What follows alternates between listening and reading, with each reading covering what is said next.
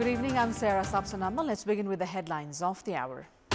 Prime Minister Pushpa Kamal Dahal reaches New Delhi to participate in the oath-taking ceremony of his Indian counterpart Narendra Modi, meeting between the two leaders scheduled for this evening.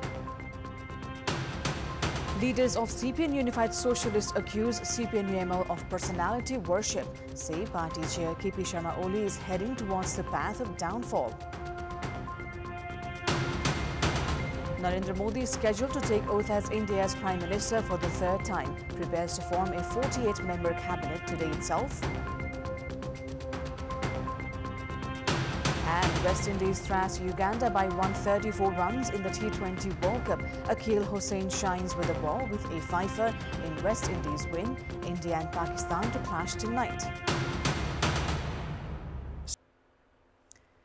Prime Minister Pushpa Kamal Dahal has reached New Delhi to attend the oath-taking ceremony of his Indian counterpart Narendra Modi.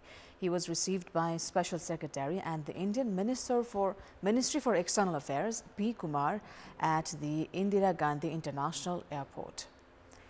Premier Dahal led the Nepal delegation and left for India at 1:30 p.m. on a Nepal Airlines flight. Deputy Prime Ministers, ministers and high-ranking officials had reached the airport to see off the Premier. Prime Minister Dahal's delegation includes his daughter Ganga Dahal, Minister for Law Padam Giri, Foreign Secretary Sewa Lamsal, among others.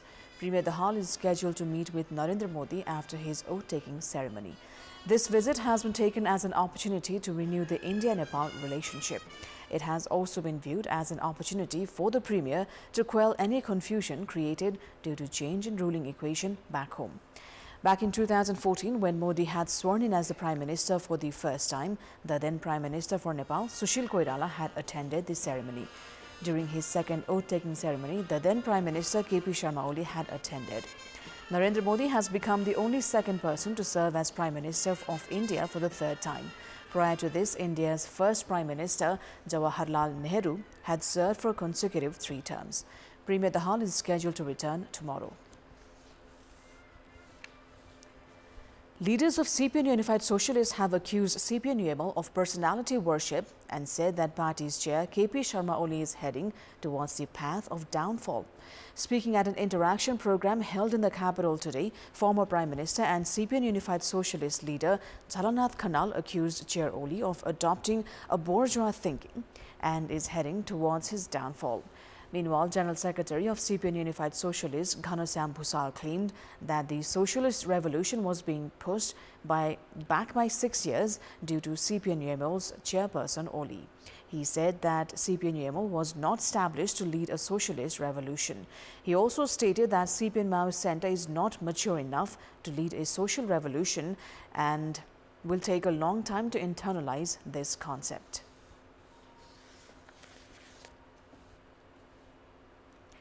The meetings of House of Representatives for today and tomorrow has been postponed by issuing a notice. The meeting of the participation, in fact, of chief whips of main political parties held at the official residence of the Speaker in Balwatar this morning decided to postpone the meetings of the House of Representatives for 2 days.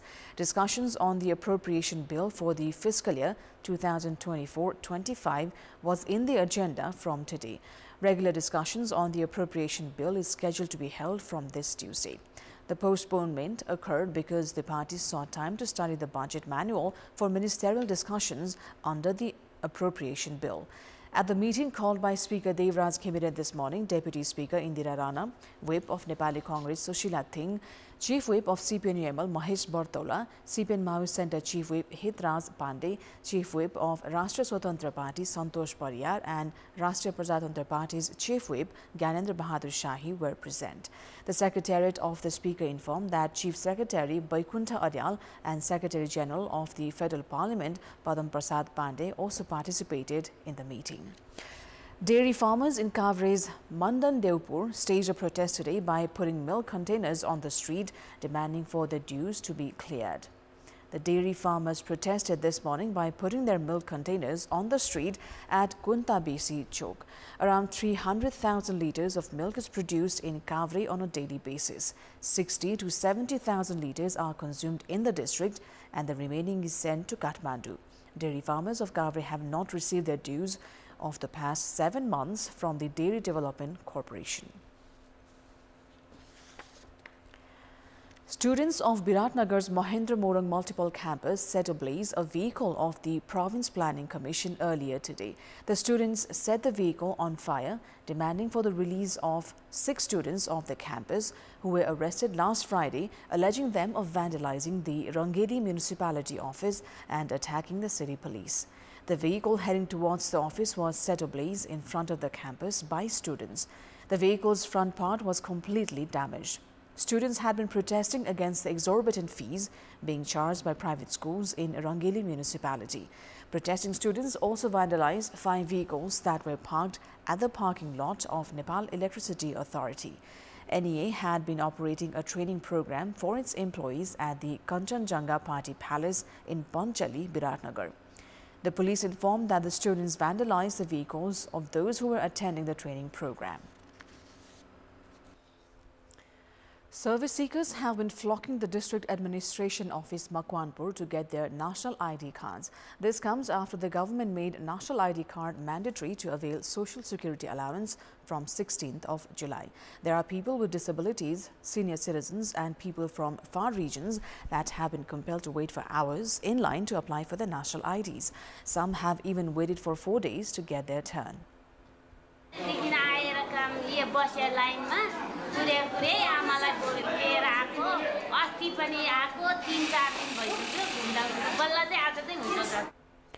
Three registration stations have been processing applications of around 200 service seekers daily. However, around 500 have been reaching the District Administration Office, Makwanpur. According to DAO Tirtharaj Chiluwal, efforts are underway to issue national IDs from local levels itself. It is time now for our segment Public Pulse, where you text us with your opinion. The question is, how can the number of students in community schools be raised? Your options are A, improve education standard, B, manage required infrastructure, and C, free from politics. Voting is on. Type NEWS, select your option A, B or C and send it to 34001 to share your opinion with us. Time now for international update.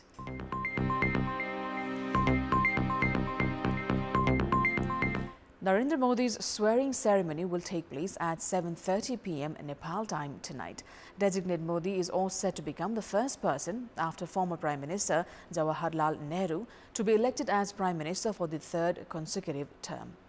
Alongside Prime Minister Modi, members of his Council of Ministers will also take their oath tonight. Some of the Lok Sabha MPs likely to get a place in the Modi 3.0 cabinet are BJP leaders Nirmala Sitharaman, Amit Shah, Rajnath Singh, ML Khattar and leaders of the BJP allies such as JDS leader HD Kumaraswamy, Republican Party of India RPI chief Ramdas Athawale and Rashtriya Lok Dal chief Jayant Chaudhary.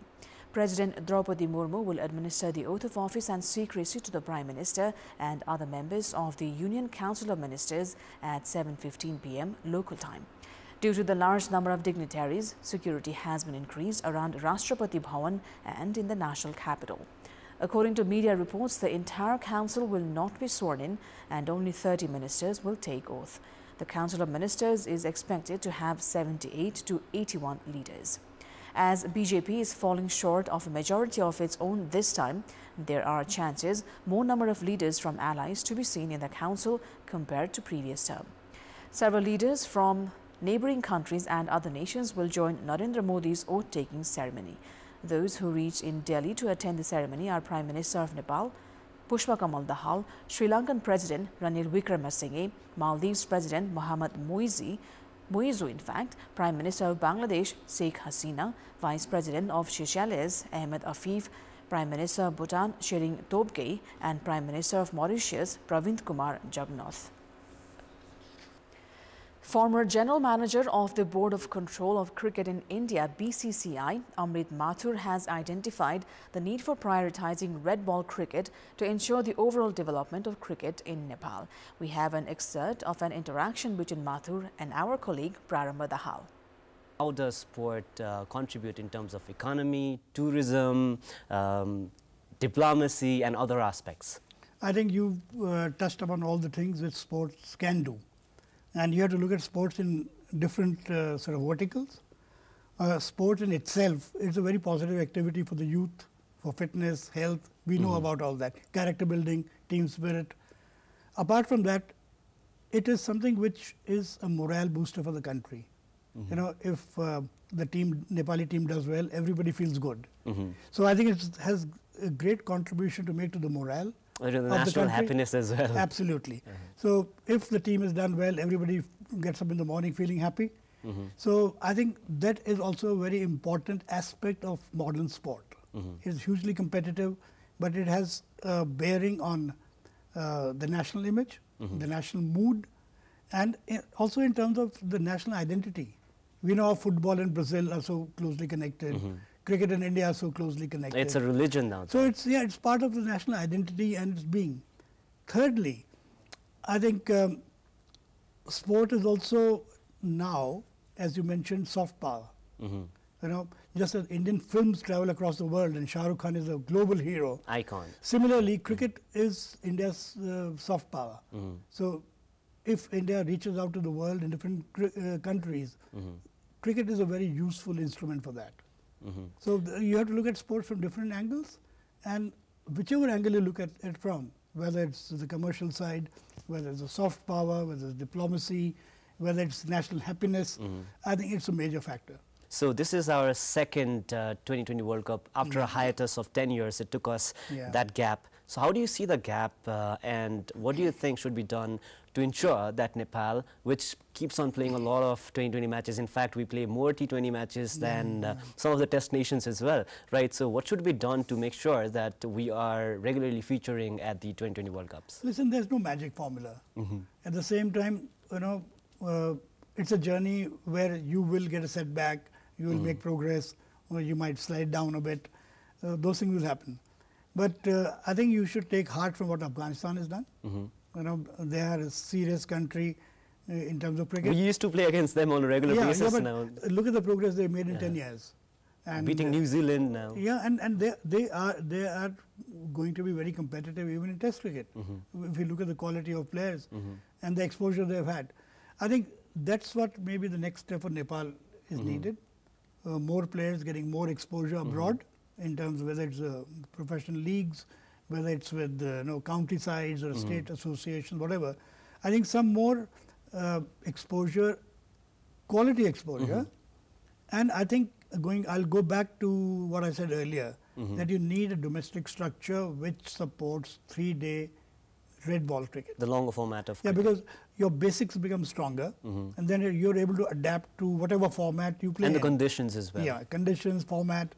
So I think the basic purpose of any national domestic structure is to prepare people who can play for Nepal and be competitive. That is all for the moment. Thank you for watching T20 World Cup Special with Subhas and Binay. Up next, stay with us.